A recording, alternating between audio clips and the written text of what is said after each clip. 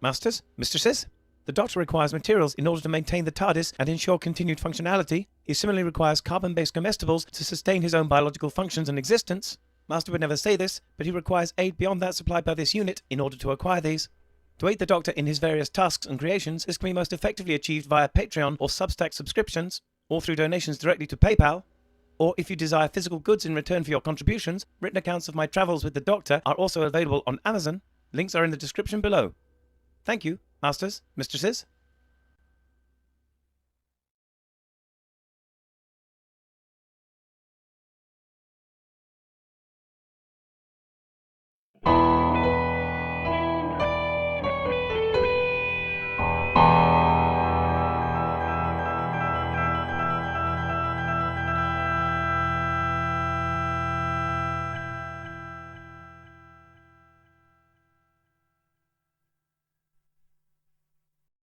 Hi, Dr. Alex here, and welcome to Beyond the Horizon. This episode is Ape Genius. Now, as I try desperately not to get diverted by the multiple jokes available by the title of this video, I'm going to just clarify by saying this video is about the minds of our great ape cousins, bonobos, chimpanzees generally, gorillas, other great apes, and their similarity to our own minds. And of course their differences. So close to us and yet still so far in many ways. Now this video is actually an episode of Nova, an American documentary series which was very similar to Horizon in many ways, and this episode is just one I happened to come across many years ago, over 10 years ago, around the same time I was gathering all of the Horizon episodes, and I watched it and found it very useful in the same way as the Horizon series back then, pre-2012. Now, I feel I'm allowed to use it in this series because the series title is, of course, Beyond the Horizon, and this not being a Horizon episode is definitely beyond the horizon by that definition. But as I said, it's very similar in its ambition, its scope, and its motivation to the Horizon episodes, in that they tried to make science education interesting and fun and accessible while maintaining a high level of actual science content. Now, I'm pretty sure that Horizon and Nova did a lot of co-productions together, and many of the episodes that were made as Horizon episodes probably were also shown on Nova under their own banner, possibly with their own alternate voiceovers. Now, as I mentioned before, Horizon kind of became worthless after 2012, along with most of the rest of the BBC, if not all of it. I can only hope that Nova, under PBS, managed to maintain its standards and keeps producing great documentaries even to this day. I do mean to go and try and find some more Nova episodes to see if there are some equally useful, educational and entertaining episodes available on a multitude of science topics. But for now, let's just watch the one I do have and enjoy what it has to offer and can tell us about the minds of our great ape cousins. And so here is Ape Genius.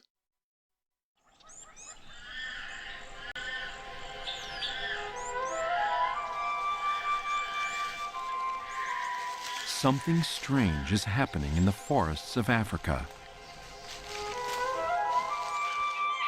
Chimpanzees are doing things no one has seen them do before.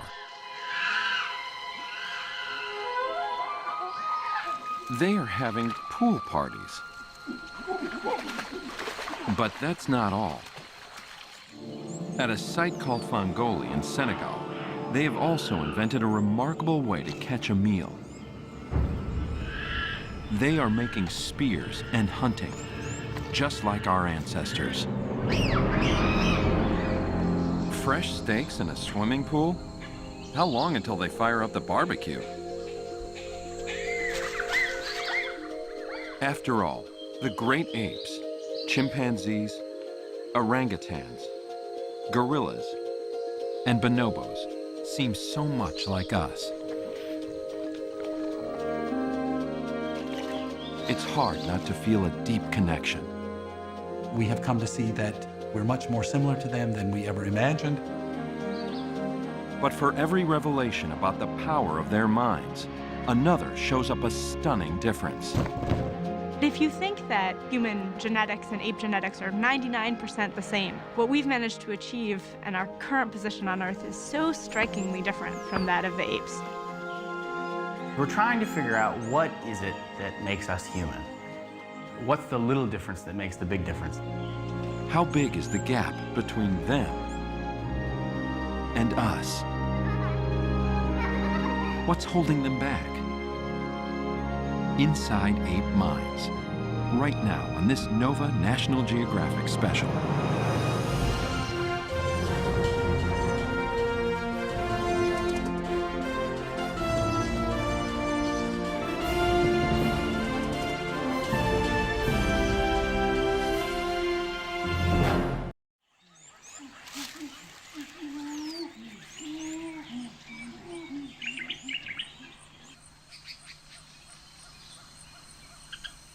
In a remote part of Africa, there's something new under the sun.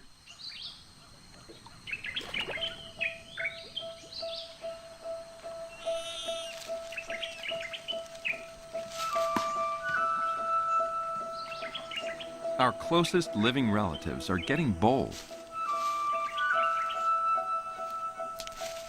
Chimps are supposed to be afraid of water. But this young male is climbing down for a dip.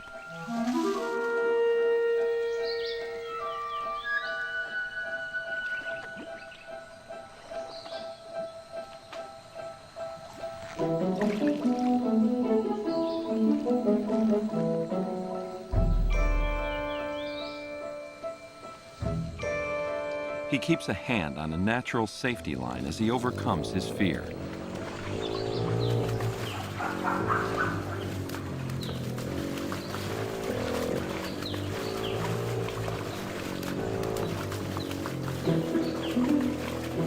Has a boy or girl ever had more fun in a swimming hole? Wild chimps have never before been seen playing like this.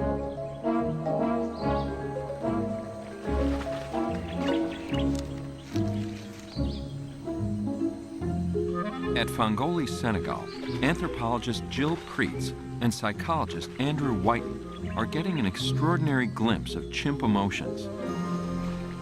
The personality of a chimpanzee is extremely excitable. I've hardly ever seen a facial expression like that. I mean, that was extreme excitement to the stage of kind of losing control. It's not merely just to cool off. I mean, the juveniles have fun. I mean, they play in the water. They play a lot in the water. Now, this play is even more surprising given that, and I'm not an expert in this field, I'm going out on a limb a bit here and using what I vaguely remember about the topic, but chimps are not buoyant. They have very little body fat compared to, say, humans, and a very high muscle density, which means they lack the same level of buoyancy that humans have. And because of this, if the water is deep enough, they will sink.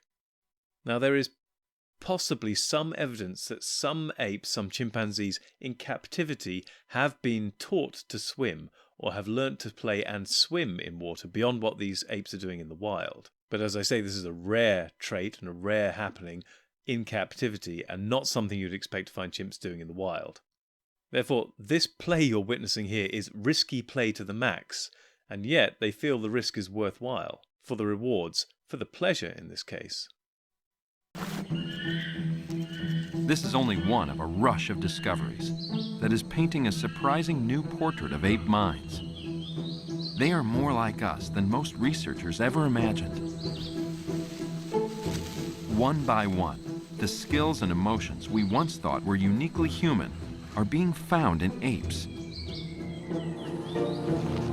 Still, certain specific mental gaps, the little differences that make the big difference, will ultimately explain why we study them and not the other way around. While the swimming hole is revealing chimps' emotions in the field, a new laboratory study is showing off their amazing rational powers. At the Max Planck Institute for Evolutionary Anthropology in Leipzig, Germany, psychologist Josep Kolb places a peanut in a clear tube. How can the chimpanzee get the snack? She has never seen this puzzle before. For 10 minutes, there's no solution in sight. And all of a sudden, boom, they solve it.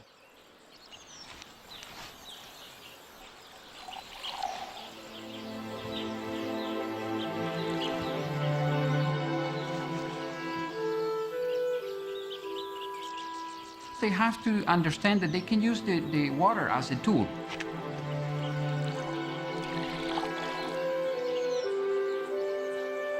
This is interesting because the water itself, it doesn't have any shape. Using water as a tool seems like something we would do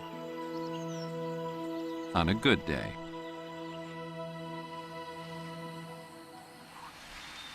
Another tool is being put to remarkable use by wild chimps in their quest for a meal. Back in Senegal, Jill Preetz has been keeping a close eye on chimps' eating habits. Throughout Africa, chimps eat almost anything, and they have a particular taste for meat. Here, their favorite prey is the bush baby, a small nocturnal primate. But these chimps aren't catching bush babies bare-handed. Preetz has seen chimps making spears and using them to hunt.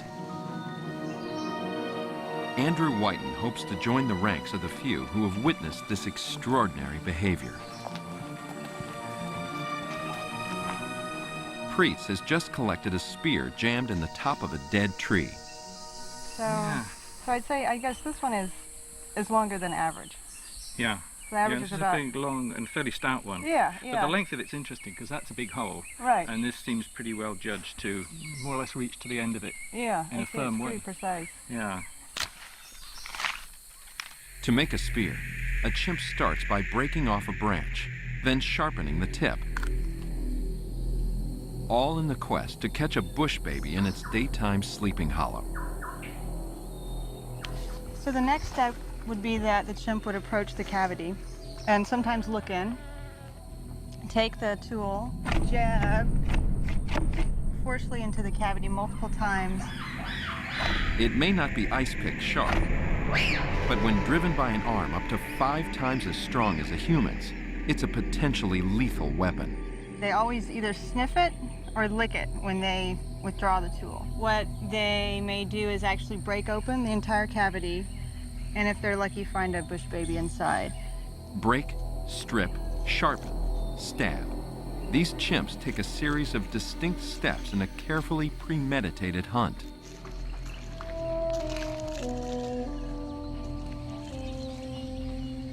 For Andrew Whiten, this discovery may offer a window on our own past.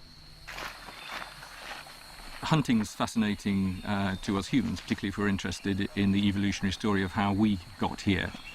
Our ancestor 5 or 6 million years ago was somewhat like a chimpanzee. We know that then later in the evolutionary story we became big game hunters, using a lot of weaponry, butchery tools, and were bringing down large prey. So how did an animal like a puny ape reach that stage?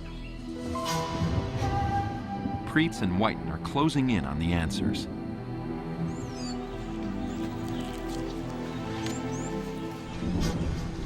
Most of the 20 spear hunts Preetz has observed have taken place during the rainy season.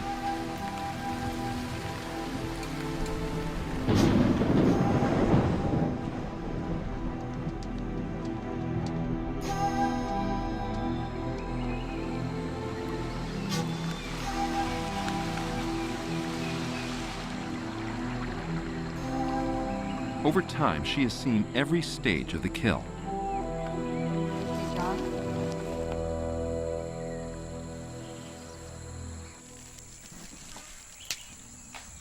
A chimp is inspecting a hollow, looking for a bush baby.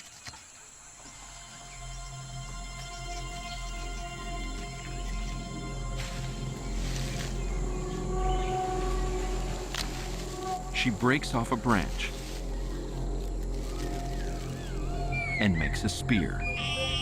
The first time I saw a chimp make a tool, I think I said something like, "Where is she going and what is she going to do with that tool?"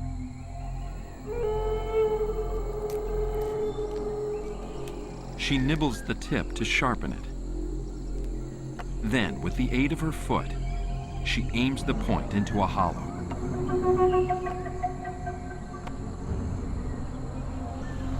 Preetz has made a landmark discovery. Never before has any non-human species been known to routinely make and use deadly weapons. So what does spear hunting reveal about how chimpanzees think?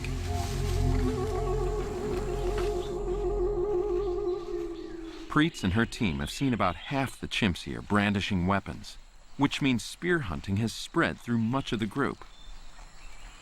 That seems natural to us, but generating ideas and sharing technologies, that's one scientific definition of culture. For Whiten, culture includes the human arts, from opera to Oprah, but it also covers the rudimentary traditions of ape societies. If you know enough about the behavior of an individual, you can actually know where they come from. So if you know someone wears a tartan kilt, if they play the bagpipes, if they enjoy porridge for breakfast, they probably, you can tell, come from Scotland. So if you know that a chimpanzee is one of several in its group that enjoy coming and dunking themselves in a pond like this, and also that they sharpen sticks and actually use those as primitive kinds of weapons, then that chimpanzee comes from Farm Goldie.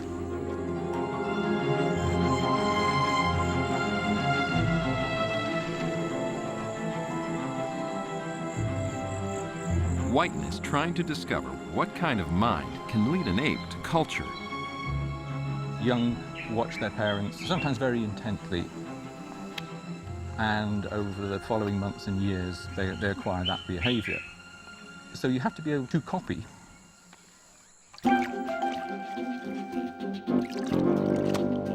When apes live alongside people, they sometimes copy our behaviors naturally, without any training.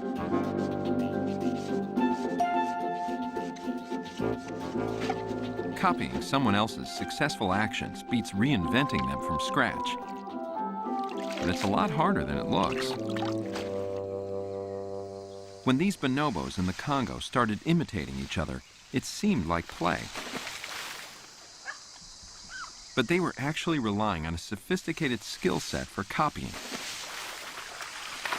You see some other animal doing something that you want to do, and being able to figure out just by watching how they're doing that so you can do it yourself is actually an incredibly complicated skill with lots of steps to it. You have to know what it is about what they're doing that leads to some goal that animal has. You have to be able to know enough about that goal to recognize that you share that goal. You have to know how is it physically working. You have to know enough about your body and other bodies to be able to line them up.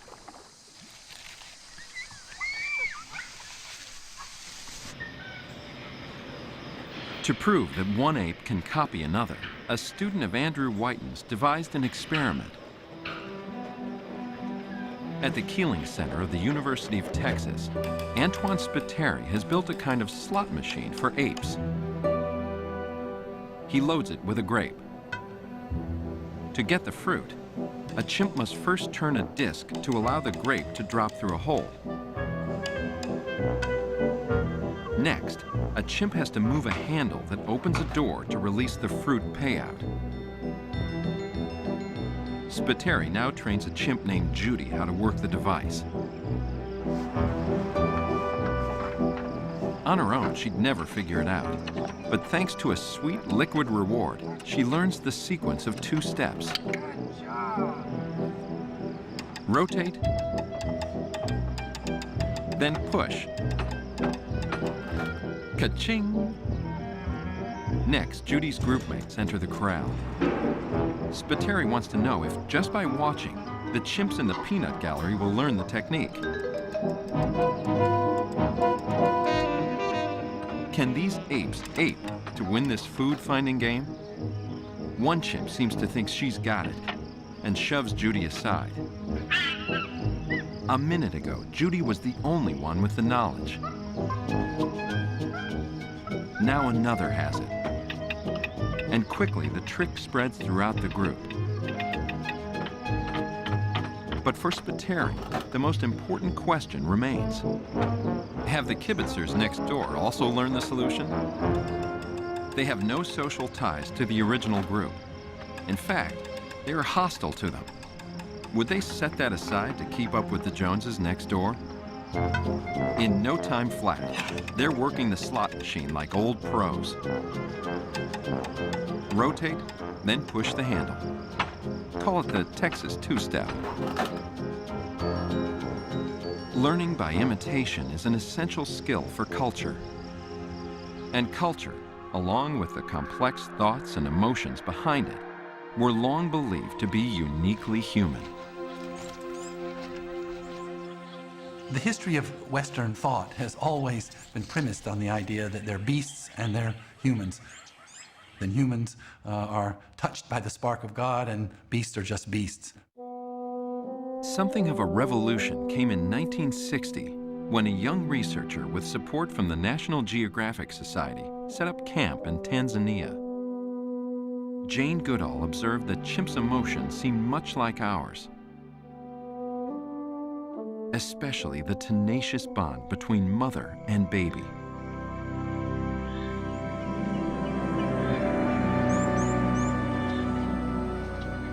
At a site called Basu in Western Africa, Japanese researchers recorded the story of an ill 2-year-old chimp.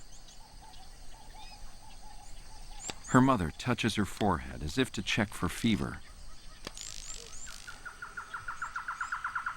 As the baby's strength ebbs, her mother remains devoted. When I see the scene of the mother looking at the baby, I really recognize the emotional life of chimpanzees are so similar to us. For weeks after the baby's death, her mother carries the body. Is the mother grieving? Defiant? Can an ape be in denial? Don't be ridiculous. Denial's in Egypt. Plus, they would sink. It's impossible to say exactly what the mother is thinking, but hard to dismiss her feelings.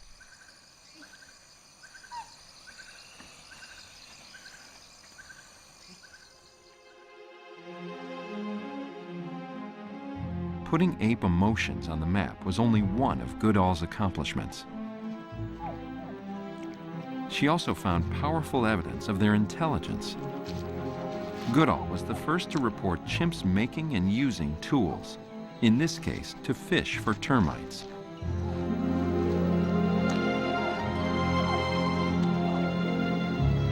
When she found termite fishing, people were so surprised and thought we should change the definition of humans, or we should include chimpanzees as humans.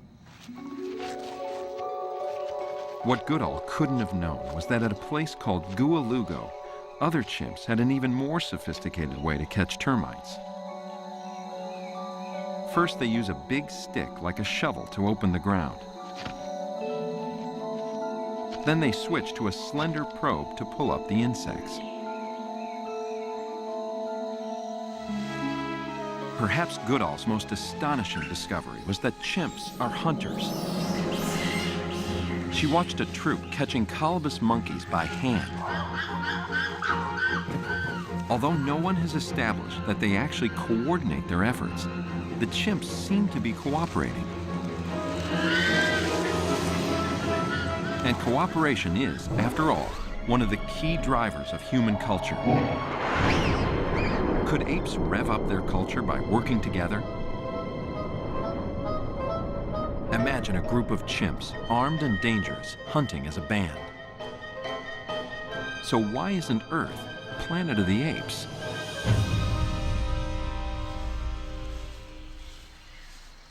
Do apes even have the capacity to cooperate? A series of new studies reveals the rudiments of teamwork in the great apes, but they still come up short.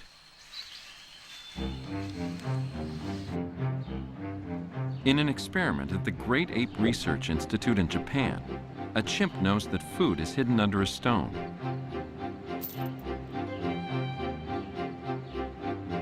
Then researchers swap in a heavier stone.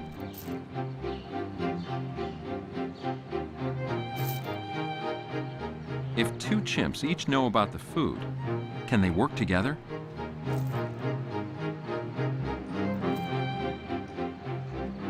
In repeated trials, no pair of chimps ever communicated to synchronize their pulling. Swap in a person, researcher Satoshi Harada, and chimps still don't collaborate. At first. But eventually they figured out the sweet rewards of cooperation.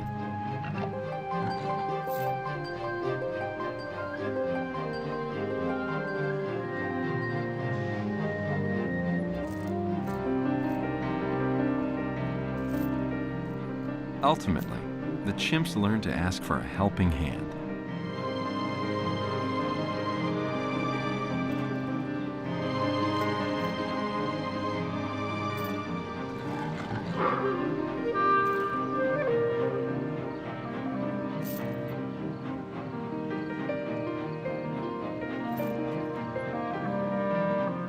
A needy chimp may recruit help from a person, but will it ever offer assistance? One of the most surprising findings of all of my years of studying apes has been that they actually will help humans.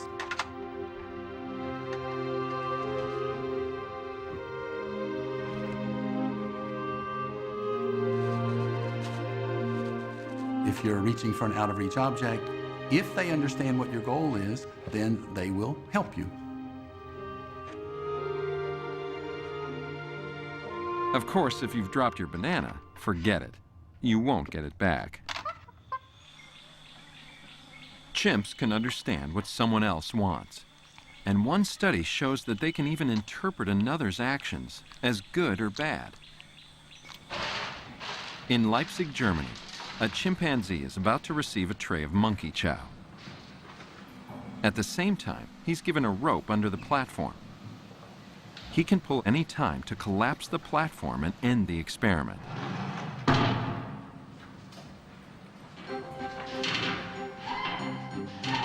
Another chimp now enters the cage. This chimp is free to pull a second rope on top of the tray.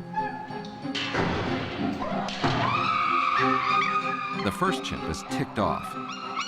He pulls the hidden rope and the game's over.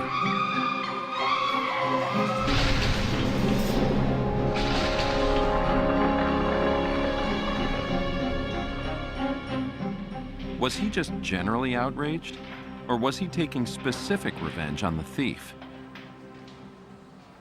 To find out, the researcher now moves the food. Once again, the first chimp has lost his food to the second. All that's changed is who's responsible. In trials where the researcher moves the chow, the first chimp is much less likely to crash the platform. That would punish an innocent chimp who had no intent to do him wrong. They can gauge who is responsible for something that has been done. Humans make a big distinction, and intentions are very important for human. For instance, take the case in our judicial system, manslaughter and murder. The difference between those two is simply the intent. So chimps have a sense of justice, and they can cooperate with people. Can they collaborate spontaneously with each other? Researchers also from the Max Planck Institute placed fruit on a board just out of a chimpanzee's reach. The chimps are behind bars, both to keep them from the food and because they can be impulsive, strong, and dangerous. When a solo chimp can reach both ends of a rope, it hauls them in and gets all the food. But on some trials, the ends are too far apart. If the chimp pulls just one end, the rope unthreads. The chimp has another option. He can unlock a door to bring in a helper who's been watching.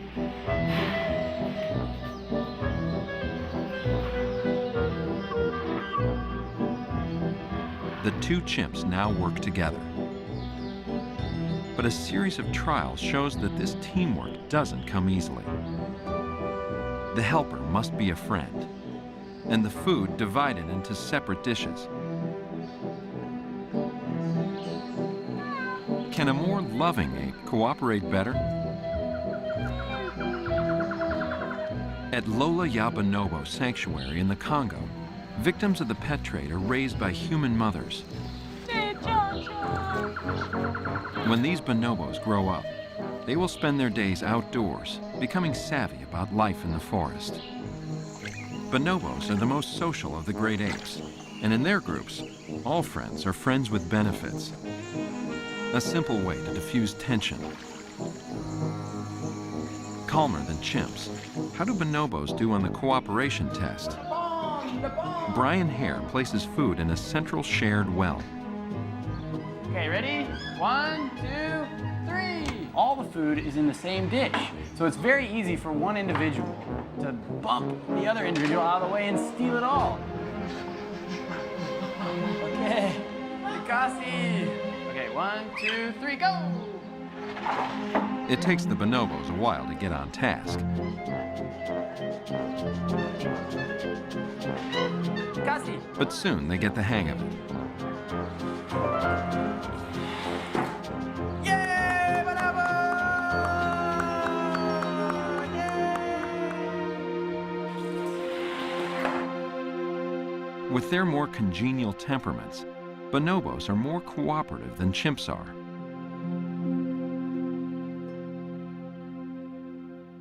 In fact, bonobos may take cooperation even further. When a young male died at Lola Ya Bonobo, workers were trying to remove his body. The staff decided to use sticks and try to move the bonobo towards a door. They mounted an incredible defense of this body that surprised everybody and was extremely moving.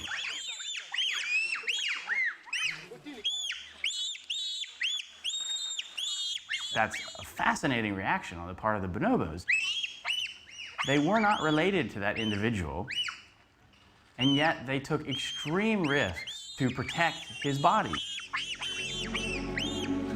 As they fend off the humans, it seems as if they're cooperating. But what does it take to work together? Are they comparing the number of staff to their own troops? Can they calculate it all?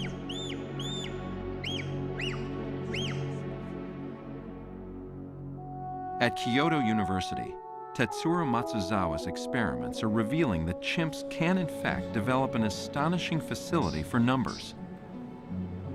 He first trained a chimpanzee named I to touch the numeral that matched the number of dots.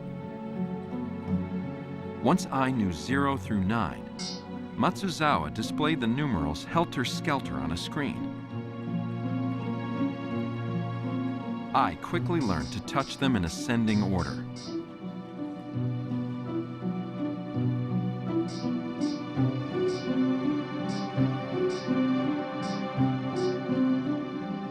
In the final test, Matsuzawa piled on. As soon as I touches the numeral 1, white squares cover up the remaining numerals. Can the chimp possibly remember all the locations and touch them in order?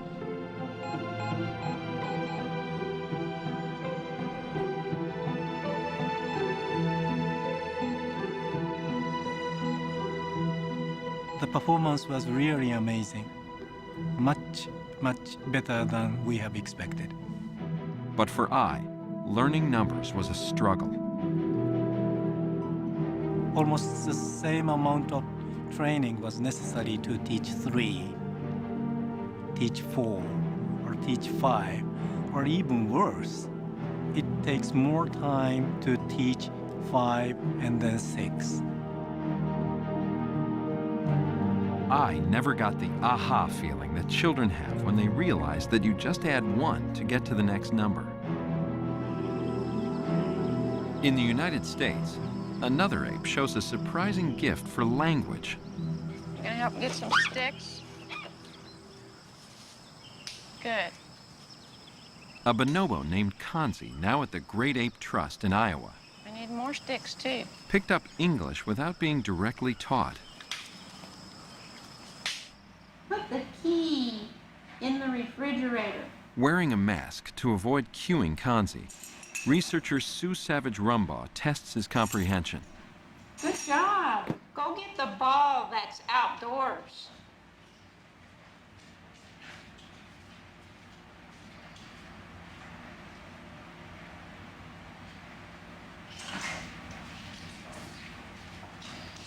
Very nice. Thank you, Kanzi. Savage Rumbaugh measures Kanzi's vocabulary at 3,000 spoken English words. While apes can master words and numbers, other research shows that something else is limiting their cooperation. Apes have emotional issues, rivalry, violence, and most of all, they're impulsive. In a celebrated study that investigated impulse control, Sally Boysen of Ohio State University asked chimps to choose between 2 dishes of M&Ms. Carefully. We're going to put 1, 2, 3, 4 down here. Are you watching, Miss Chris? Shibi? We're going to put 2 in here. Which we can give those to Sarah. Okay, well, I have to give these to Sarah. Then Shiba gets 2. So Sarah gets 4. Shiba only gets 2. Oh, too bad. The twist was that the chimp got the candy she didn't point to. Could the chimp learn to resist her impulse to reach for the bigger pile? You want Sarah to have these? It's okay. It's okay. You can have that one. Yeah, Sarah gets 5. And Shiba gets 1. Oh, that is such a shame. Amazingly, chimps never overcame their greedy urges. They always reached for more, and so ended up with less. And Shiba gets 2. So Sarah gets 4. See? Impulse studies have also been run on humans. In a classic experiment from the 1970s, a researcher gave a 4-year-old a simple choice. So if you wait for me to get back, I'll give you this bowl with all of these gummy bears, okay? But if you can't wait, you can push that button like this, and then I'll come back and you can have this bowl with just this one gummy bear, okay? Okay? Okay, I'll be right back.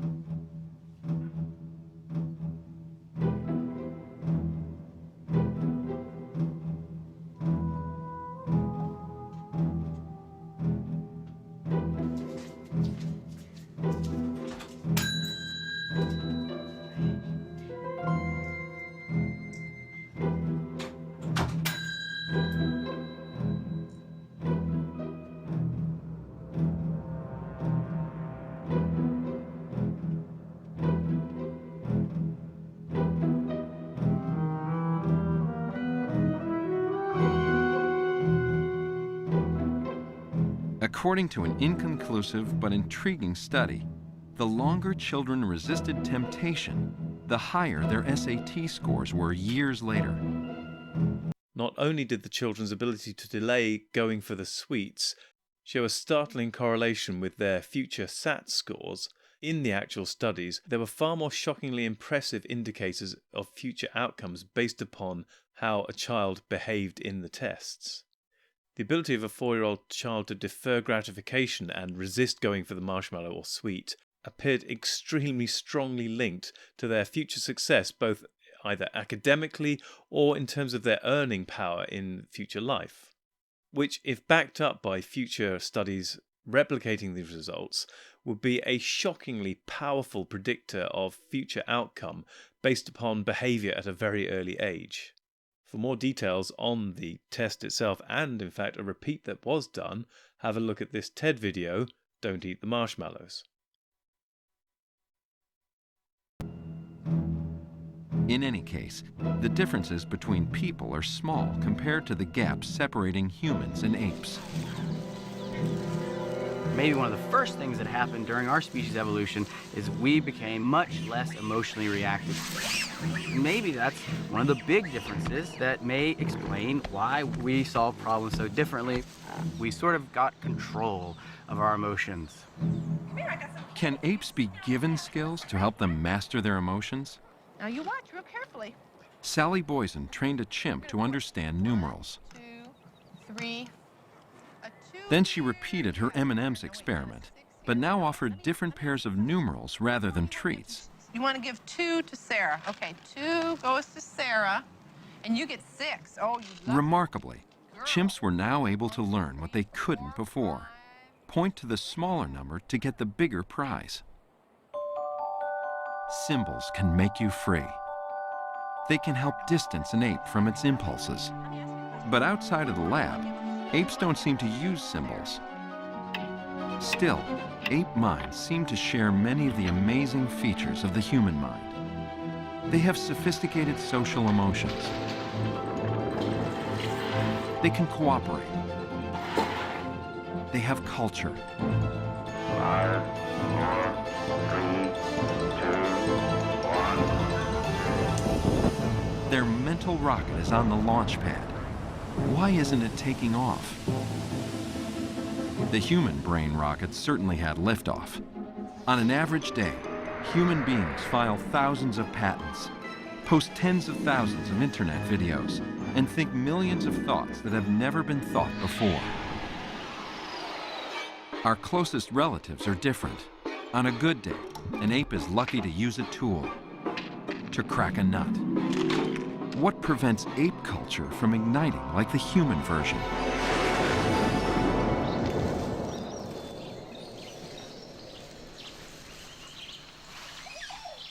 Recent studies that compare the human and ape minds are revealing something surprising.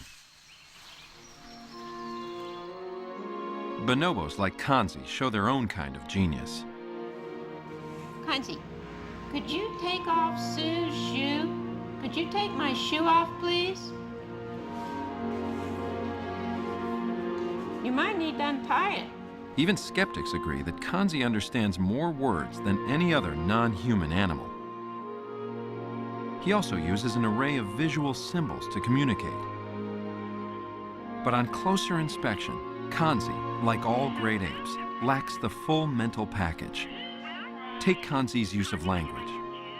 Most of the time, he will use these symbols to request things, to say, take me there or give me that. Now, Kanzi will not use those symbols to talk about the weather or to just make small talk, which is a very human thing. When human infants communicate with others, they engage in a real conversation where each conversational turn is responsive to the turn that came before, and they even ask for clarification if they need. So you say, huh, or you say, yeah, and you let the other one know how the communication is going. To engage in a real conversation, each speaker needs a sense of what the other is thinking. Call this skill mind reading. Young children haven't fully developed it. Hey, so Zoe, guess what we're gonna do today? We're gonna play a game with my Princess Sally here. See, this is Princess Sally, and she's got a ball that she really likes. This is her ball, but she has to go away for a little bit, so Princess Sally is gonna hide her ball right over here in the bag. See Princess Sally hiding her ball right there in the purple bag? Yeah? So here she goes. She's gonna go away for just a little bit. Now, while Princess Sally is away, we're gonna play a little trick on her, okay? We're gonna move her ball from the purple bag over here to the green bag.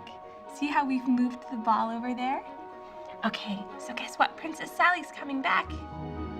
Here she is, she came back. Can you tell me, where is Princess Sally gonna first look for her ball?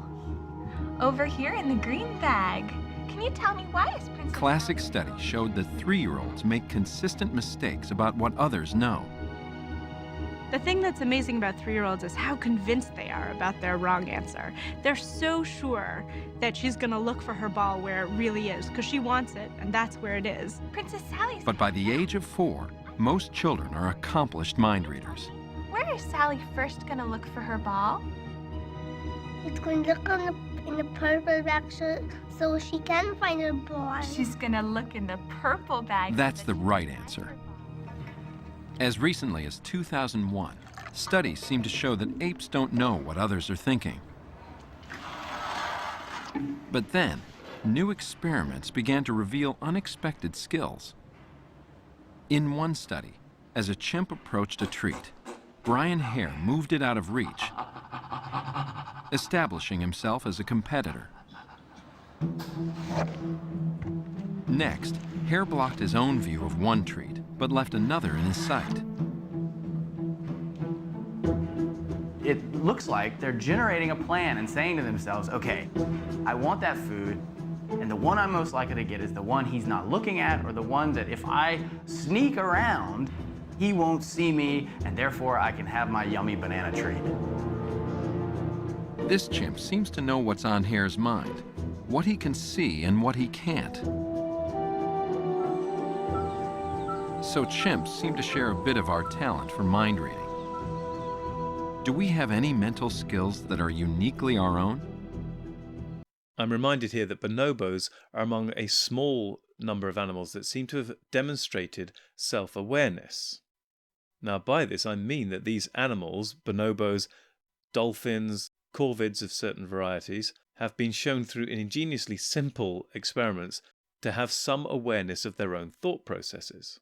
Now, I'm relying on my memory of a Scientific American article of 10 plus years ago, back when Scientific American was still worthwhile, before their editorial team seemed to get a bit soft on the science, and they lost people like Michael Shermer from their writing staff. So this is back when science was worth paying for. Right now, I wouldn't.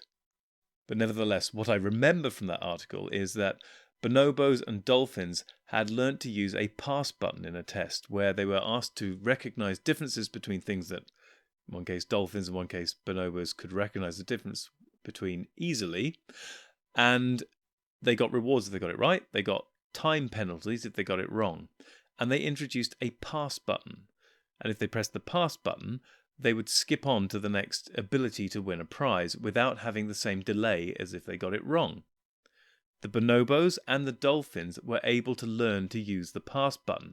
And to use the pass button, they had to be aware of the fact they were not certain. They didn't know for sure whether they recognized something as being the same or different, which is how the tests worked.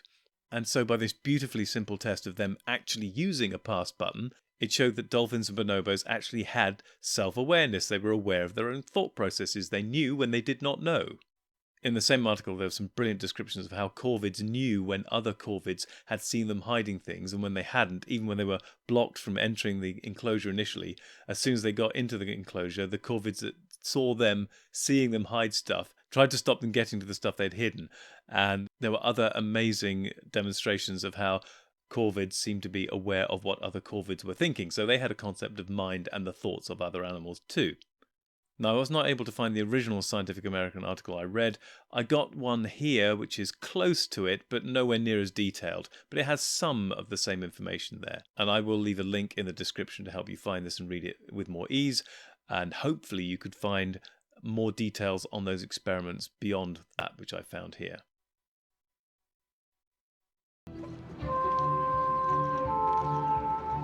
A key clue comes from a new experiment.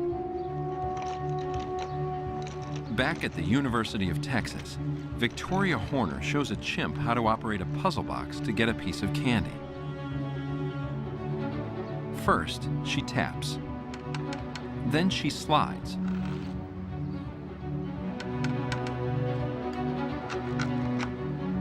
Next, she pokes.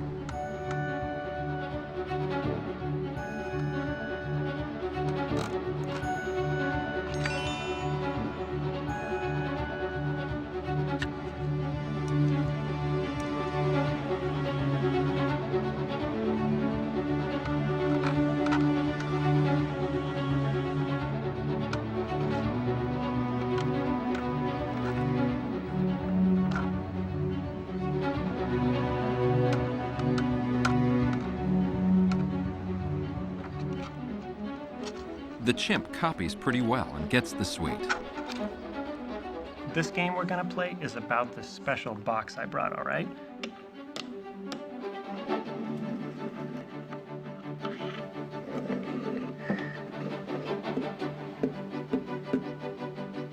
There's a gummy bear. It's your turn.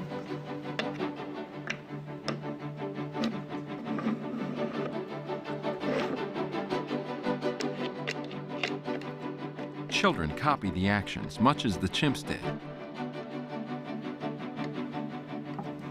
Oh, you got him. All right, there's a gummy bear. Good job. The second box that I show the chimpanzees is this one, and it's identical to the opaque box, except that it's made out of material which is see-through. Only now is it obvious that Horner's tapping and poking don't achieve a thing. The box has a false ceiling.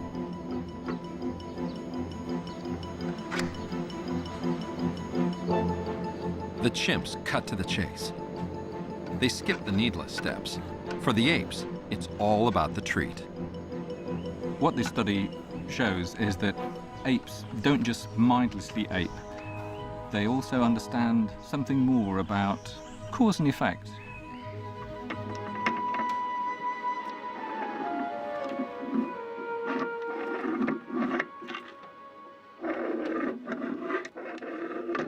We found something quite surprising. The children were predisposed to copy, even when it meant that they were doing something that was really rather silly. So this seems a little like the chimps are outsmarting the kids in this particular study. There he is. You got him out. Why do kids imitate slavishly? At the root of the children's behavior is the fact that they viewed me as a grown-up, possibly as a teacher. Who knew being dumber than a chimp could be useful in certain situations? That children expect to be taught is a vital difference. While apes can copy, most researchers believe they don't teach each other. Learning from someone else is the fastest way to get a new idea. Okay. Faster than learning by imitation. Faster than inventing a new technology in the first place. In children, a penchant for teaching appears even before language kicks in the form of a deceptively simple gesture. Pointing.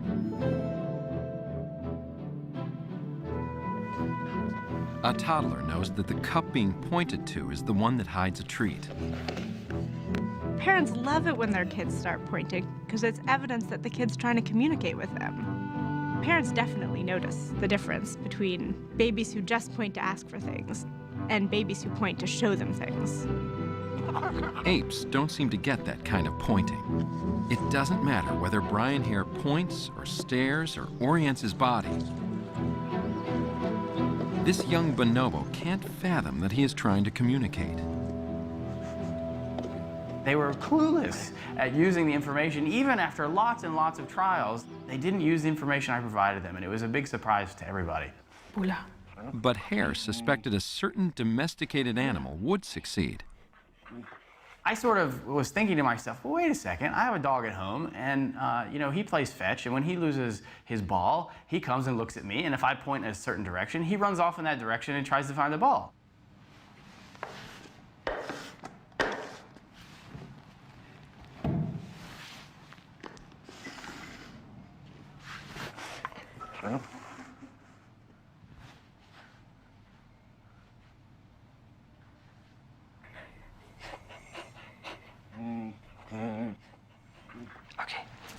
Sure enough, dogs get it. Why dogs and people, but not apes? The answer may spring from the way emotions collide with reason. It's possible that, like dogs, there may have been selection against aggression in humans and selection for tolerant behavior, pro-social behavior, that actually then allowed us to use these cooperative communicative cues in a very different way than other species, even our closest relatives. Pointing has a rational component too. It relies on a particular mental skill. A little difference that makes a big difference. Whenever I point, I'm actually directing your attention towards a third object, and you have to understand that my attention is on that object, and that I'm asking you now to attend to the same object. Yeah. So there's sort of a triangle between us and the object. This mental skill, call it the triangle, turbocharges teamwork. What you'll see with the human mother and baby is that the mother is constantly trying to show the baby what to do, and the baby is trying to tune in to what the mother wants. And so you have a full triangle of mother and baby and the thing in the environment that they're trying to work on.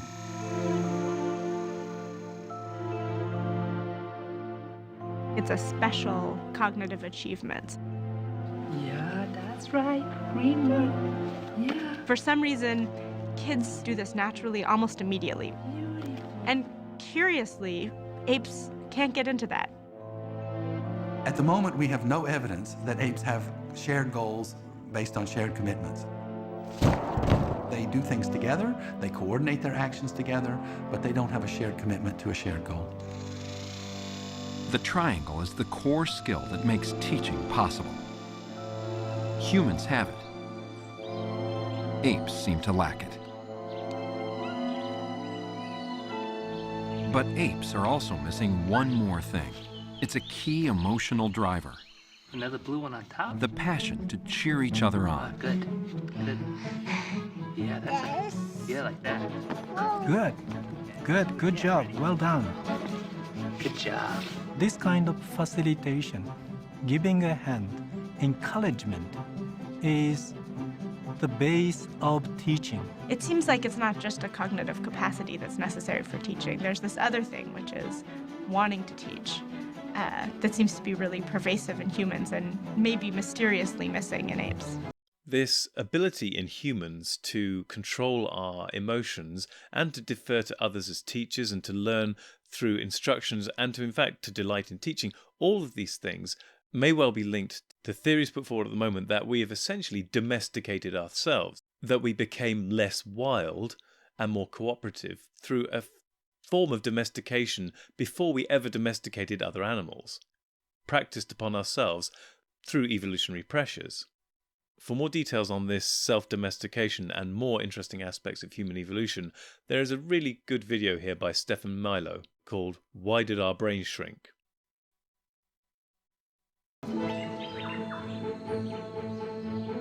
The pieces are now coming together. Apes have culture, a rare achievement in the animal world. They can learn from each other by imitation, but this process is passive, often slow, and can easily backslide. Probably there's a lot of slippage. There's a lot of loss of cultural innovations between generations when you're talking about a chimpanzee. If an ape invents something new and important and interesting, maybe some others will learn it, maybe they won't. Unique among animals, humans have both the passion and mental skill to teach each other. When you're a student rather than a spectator, learning jumps to warp speed. That's because teaching locks in progress. Human cultural traditions have a cumulative quality, that each generation builds on the things of the previous generation. So if you look at the history of any interesting technology, it started out simple, and the children of that generation learned the simple version, but then some genius made an improvement to it, and everyone follows right away, and we get this ratcheting up in complexity. An ape may stand on another's shoulders, but only humans can stand on the intellectual shoulders of giants. It's such a great privilege to be able to work with these animals and try to understand what's going on in their head when they look at you so gingerly and softly. Is it they're thinking, oh, he's such a nice guy, and boy, I wish I knew what was going on in his head? Or is she thinking, gosh, what's that spot? Is it dirt? Could I eat that? In spite of their limitations, when we look into the eyes of a fellow ape, we don't feel a gap, but a deep connection. We can't dismiss a chimp reaching out for help, or a group of unrelated bonobos rallying to the defense of another, or a mother refusing to let go of her dead baby.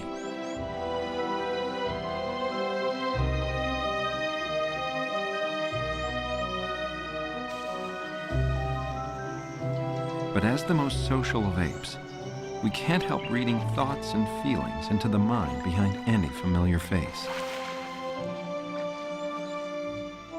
And perhaps that says more about us than them.